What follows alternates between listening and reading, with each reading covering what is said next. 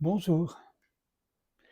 Aujourd'hui, je vais vous présenter un petit livre, qui sort aujourd'hui, qui en fait avait déjà été publié il y a une dizaine d'années, je ne sais plus chez quel éditeur, un petit éditeur. Et donc Daniel Audier, je l'ai déjà présenté dans une autre vidéo, donc je ne vais pas y revenir.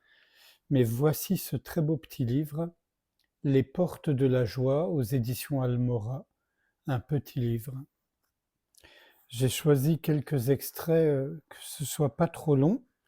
Donc, quand même l'idée, je lis un peu la quatrième de couve. Quel est le cœur de la spiritualité? La joie. La joie d'être et d'aimer. J'en dis pas plus. Donc là, il y a 19 portes et des approches, on va dire des méditations. Dans le chapitre pensée, émotion, sensation. Pensée, émotion et sensation semblent être trois domaines indépendants.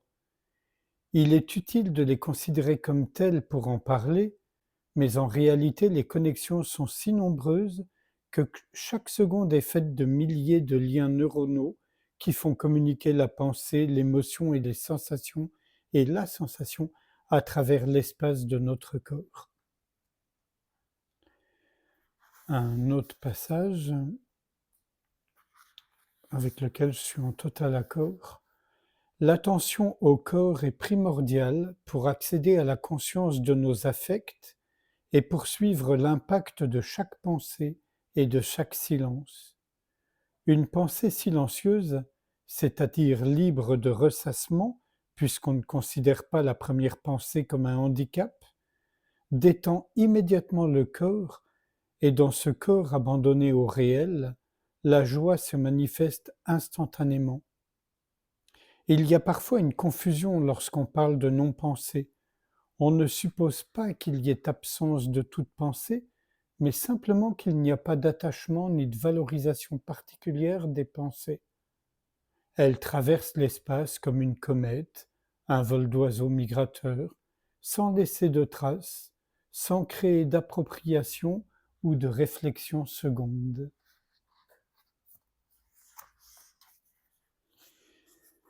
Et là, l'aspect un peu mis en application, si on veut, observation des pensées, des émotions et des sensations. Puis-je penser, ressentir, éprouver une émotion et passer de l'un à l'autre sans que soient impliqués les deux autres? Lorsque mon esprit est silencieux, où suis-je? Dans le silence, y a-t-il une séparation de moi et du monde extérieur? Quel est l'effet du silence intérieur sur mon corps et mes perceptions? Les émotions naviguent-elles en moi plus librement? Me traversent-elles comme un espace? Stagne-t-elle dans le corps devenu un réceptacle? Peut-il y avoir une vie émotionnelle intense dans un corps dépourvu de limites conceptuelles? Ai-je déjà éprouvé une sensation de corps-espace?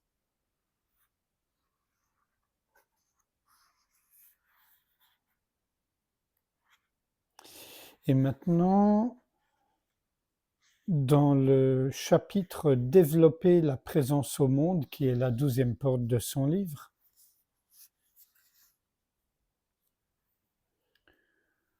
alors, au début, il dit, hein, la présence arrive naturellement lorsqu'une chose ou un être nous captive. Toute notre attention se dirige alors vers un seul objet et nous sommes en mesure de goûter, de sentir, de voir, d'écouter, de toucher réellement ce qui nous fait face. Ce plaisir de la présence nous nourrit, nous apaise et nous met en joie. Je passe à un autre extrait. Comment retrouver cet état de présence? Par une multitude d'incursions de courte durée dans le réel. 10 ou 20 secondes suffisent. Nous faisons l'effort minime de vraiment regarder, sentir, toucher un objet, un être, puis, après un laps de temps assez court, nous sortons de la présence pour retrouver l'état habituel de distraction. Sortir consciemment de la présence va peu à peu nous donner le signal clair que nous quittons inconsciemment la présence.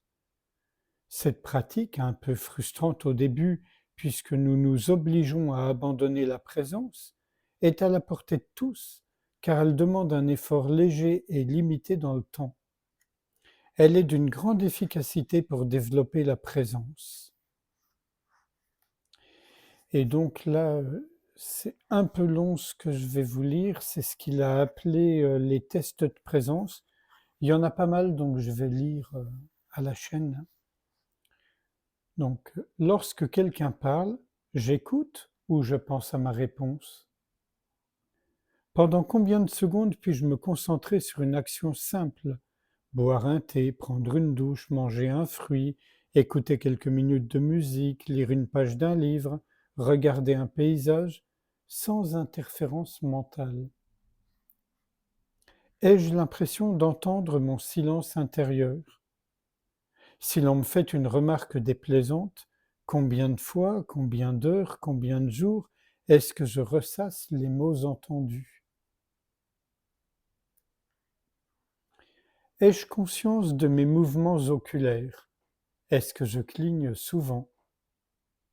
Ai-je parfois la sensation de ma respiration, du mouvement de mon diaphragme, de la détente de ma langue? Lorsqu'une situation est délicate, est-ce que j'affronte cette situation ou est-ce que je cherche à me divertir pour l'oublier?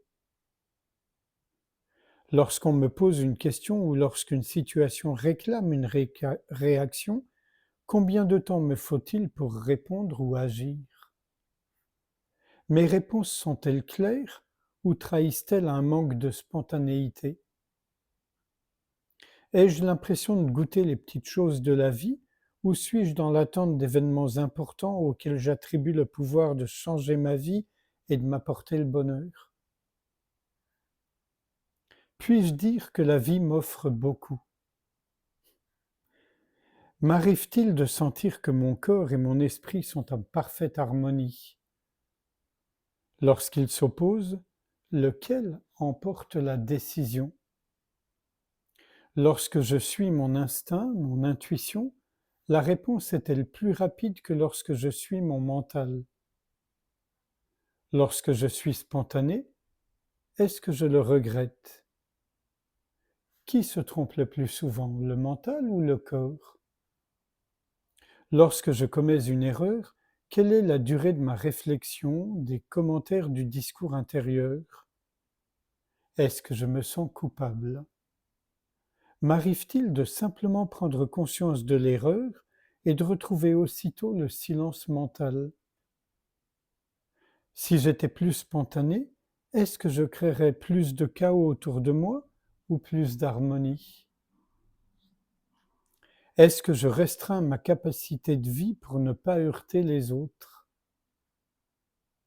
Si je me laissais aller, est-ce que ma liberté pousserait les autres à une plus grande ouverture?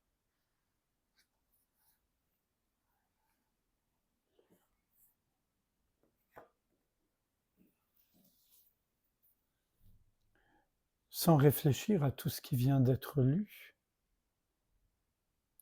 je vous propose d'une certaine manière, qu'on mette en application en ne faisant rien, en ne cherchant rien, en étant juste à l'écoute, non réactive, non impliquée.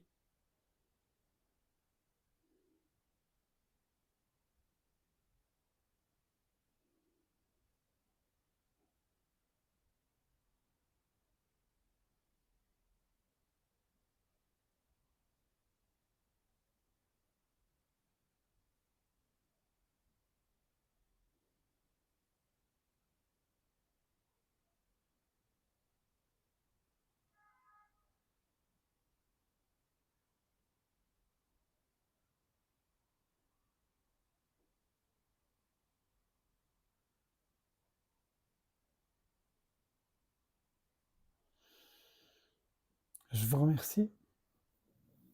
À bientôt.